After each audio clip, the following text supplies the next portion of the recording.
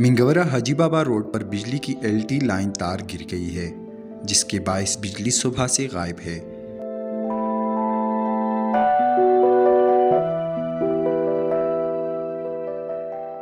बिजली तार गिरने से ट्रैफिक भी शदीद मुतासिर हो चुका है और गाड़ियों की लंबी कतारें लगी हुई है।